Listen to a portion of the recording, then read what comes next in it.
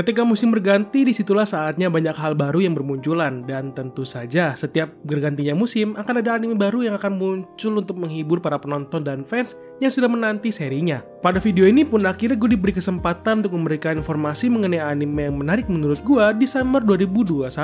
Dan list dalam video ini hanya menurut dari selera pribadi gue aja nih, yang sudah tahu mengenai seri dan sudah melihat trailernya, yang memang terlihat menarik dan mungkin bisa jadi tontonan kalian di musim anime Summer 2021 kali ini. Dan untuk teman-teman penonton sekalian, jika ada anime yang belum masuk dalam video ini atau terlewat lah, bisa dibantu untuk diinfokan ke dalam kolom komentar ya, karena itu juga akan sangat membantu teman-teman penonton lain untuk mengetahui anime apa yang mungkin terlewatkan. Di list yang pertama, ada sebuah seri anime yang baru bercerita mengenai kehidupan manusia yang berada di ambang kehancuran karena ulah dari iblis. Dan ada seorang dewa yang bernama Idaten, dia bertarung dan menyegel iblis yang merajalela tersebut 800 tahun yang lalu. Namun sayangnya, saat ini orang Idaten tidak memiliki pengalaman berperang karena mereka sudah hidup dengan damai. Tetapi dikarenakan iblis yang berbuat ulah itu mulai bangkit dan hidup kembali, disinilah pertempuran antara dewa, manusia, dan iblis akan segera dimulai. Dari sinopsis dan trailernya sudah cukup terlihat menarik ya, meskipun ceritanya terdengar seperti sudah ketebak jalurnya, tetapi ketika dilihat dari trailer, mungkin sesi pertarungannya yang akan dihadirkan tidak akan membuat bosan ya. Lalu yang kedua ada Make You Black Company. Seri ini berfokus pada tokoh Kinji, seorang pekerja pemalas yang pada suatu hari menemukan dirinya telah berpindah dunia atau transfer ke dunia lain. Namun alih-alih menjadi pahlawan seperti cerita isekai pada umumnya, Kinji malahan diperbudak oleh sebuah perusahaan tambang yang ada di dunia fantasi. Lalu di dunia barunya sekarang ini, Kinji benar-benar belajar apa arti kerja keras sesungguhnya dan ingin menjadi sukses dengan cara apapun di dunia barunya sekarang ini. Well, mungkin untuk teman-teman yang hanya melihat dari trailernya akan rasa tidak menarik karena tidak tahu apa yang ditunjukkan. Namun jika dari judul dan sinopsisnya, mungkin harusnya sudah mengerti ya bahwa ini anime komedi yang berpusat pada pengembangan kekayaan sang MC kita di sini. Dan juga ada seri manganya untuk teman-teman untuk bisa lebih jelas lagi mengenai ceritanya.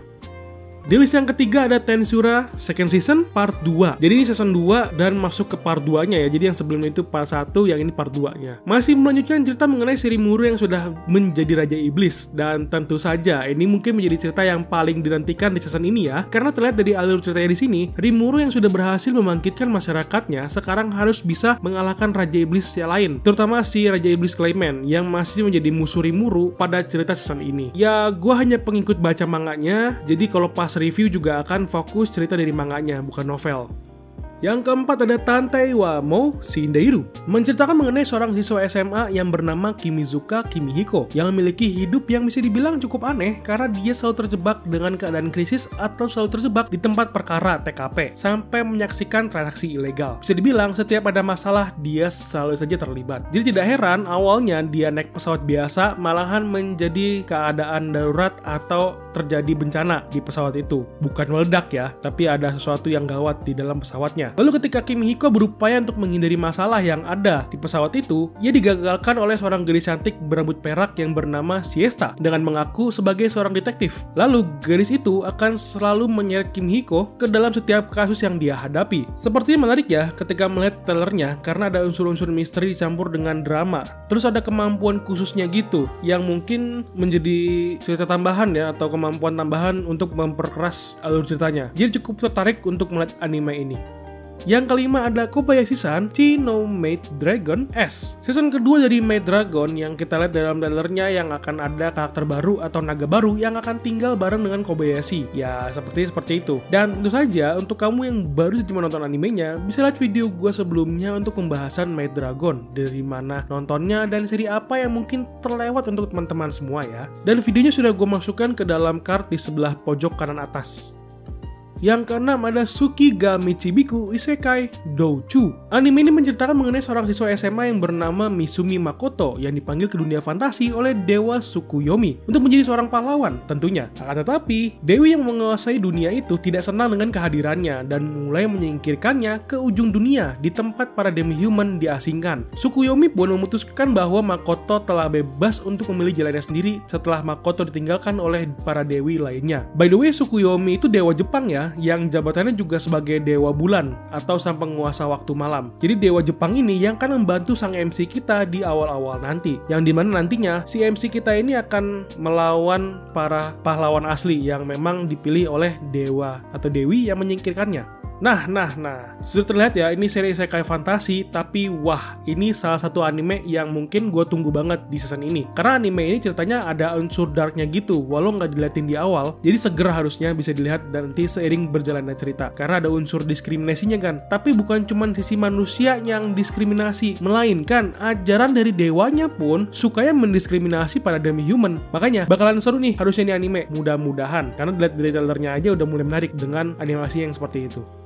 Yang ketujuh, kita punya anime yang mungkin jarang orang ketahui atau nggak besar-besar banget, tapi memang menarik ceritanya. Dilihat sendiri judulnya ya. Ini adalah lanjutan cerita mengenai para pelajar yang dipanggil untuk bermain sebuah game di dalam dunia lain yang asli. Maksudnya realita di dunia lain yang dijadikan seperti sebuah game. Dan bertemu dengan seorang yang dipanggil sebagai Game Master. Mana sang GM mengharuskan mereka untuk menyelesaikan misi dengan waktu yang terbatas. Dan seperti game RPG, para siswa ini diberikan sebuah class job untuk membantu mereka dalam bertarung. Namun sang MC cowok kita yang malahan mendapatkan job sebagai petani. Dari sinilah kehidupan penuh kesibukan pada dari petualangan yang dimulai oleh 3 siswa yang tak punya pilihan selain menyelesaikan misi yang random jika mereka ingin tetap hidup dan melindungi dunia nyata dari para iblis dan monster yang mereka hadapi di dunia lain. Yang ke-8, menjadi sebuah seri yang mungkin akan terlihat berbeda dari kebanyakan isekai fantasi yang lainnya. Karena di sini sang MC baru jadi panggil, udah langsung dijadikan raja sama raja terdahulunya. Dan seri ini menceritakan mengenai seorang Kazuya Souma yang dipanggil ke dunia lain sebagai pahlawan. Namun Souma yang melihat dan mengetahui bahwa kerajaan Elfreden, kerajaan yang telah memanggilnya, malahan mengalami krisis ekonomi dan keamanan diakibatkan iblis yang merajalela. Disitulah Souma yang berpikir untuk memberikan saran kepada kerajaannya. Namun setelah dia memberikan saran itu, dia malah dipercayai oleh Raja Elfreden untuk memimpin kerajaan dan akan dinikahkan dengan sang putri raja. Dengan kecerdasannya, Souma yang akan membangun kembali kerajaan dari keterpurukan sedikit demi sedikit. Dan nantinya dia akan mengumpulkan orang-orang berbakat dari seluruh kerajaan dan membangun kerajaannya menjadi makmur. Well, untuk gua sih yang udah baca manganya, dramanya sih oke banget, tapi satisfying banget ketika ngeliatin proses dia lagi membangun kerajaan dengan memperbaiki ekonomi, pertanian, sampai pas dia lagi mau perang militer antar wilayah. Wah, itu udah asli seru banget sih. Jadi sangat direkomend banget untuk seri ini, meskipun sedikit aksi, tapi politiknya itu seger dah ngeliatinnya, enak. Yang ke-9, menceritakan mengenai seorang siswa SMA yang bernama Akira Shiroyanagi. Sekilas dia seperti pelajar biasa, namun dia tiba-tiba ditarik ke medan perang atau dunia atau dimensi lain oleh gadis misterius yang menyebut dirinya sebagai Mion. Partisipan yang mengikuti perang ini diberitahu bahwa mereka dihapus dari kartu keluarga mereka masing-masing dan mereka sekarang terlibat dengan eksperimen dan mendapatkan kekuatan spesial. Setelah lama melakukan pertarungan, Akira yang bertekad untuk memenangkan game dengan kekuatan yang Emilia miliki dan menghancurkan organisasi yang mengurungnya selama ini. Dipersenjatai dengan kekuatan yang tak dikira oleh orang-orang lainnya dan kemampuan otaknya ketika bertarung. Inilah pertarungan antara intelijensi yang bisa kita lihat dari serinya. Bisa dibilang tuh ini serinya psychological, tapi bukan tragis ya, bukan psychological thriller, bukan. Melainkan MC kita di sini main-main dengan psikologis atau psikis lawannya ketika bertarung. Jadi nggak langsung berantem gitu aja. Udah pernah baca manganya juga dan cukup menarik sebenarnya waktu pas mereka pertarungan itu bener-bener pakai otak. Sampai-sampai gue yang bacanya pun harus pakai otak.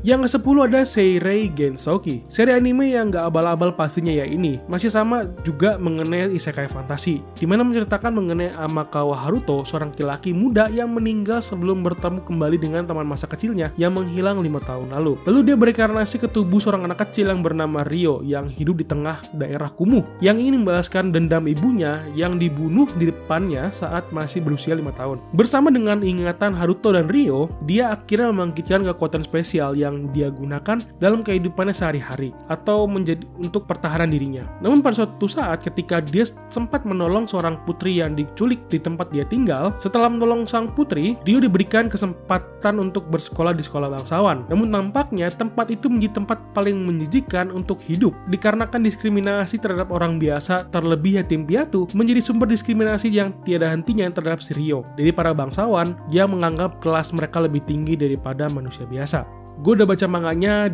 dan di awal-awal bawaannya cukup kesel sih ngeliatin bangsawan yang ada di dunia itu. Bener-bener nggak ada otaknya, semua. Jadi ya pastinya akan ada penampilannya di anime, silahkan dinikmati nanti ya. Sebelum videonya berakhir, ada 3 anime bonus yang menarik perhatian gue. Anime bonus yang pertama ada Chikurushi no Slow Life Isekai Nisukuro Drugstore. Ini bercerita mengenai pindah ke dunia fantasi untuk jadi farmasi, pembuat obat atau potion. Yang kedua ada Mahoka Koko no Yutousei. Ini cerita spin-off dari cerita utamanya yang dimana di sini berfokus pada kehidupan Shiba Miyuki dengan kehidupan sehari-harinya. Kalau awalnya kan yang difokuskan pada Shibata, kalau yang ini di Shiba Miyuki, adiknya, difokusin ceritanya. Yang ketiga ada Shinigami Bochan to Kuro Maid, sebuah kisah percintaan antara majikan yang memiliki kekuatan kematian dengan pelayan perempuannya. Oke, itu aja list rekomendasi anime summer 2021 yang sudah gue listkan dalam video ini. Kira-kira anime apa lagi yang tidak masuk dalam list ini, dan kira-kira anime apa yang akan kamu nonton di list summer kali ini? Jika kamu suka dengan rekomendasinya, silahkan di like dan di subscribe channelnya, dan coba follow sosial media Instagram kita untuk channel ini. Sampai ketemu di video lainnya. Thank you and bye-bye.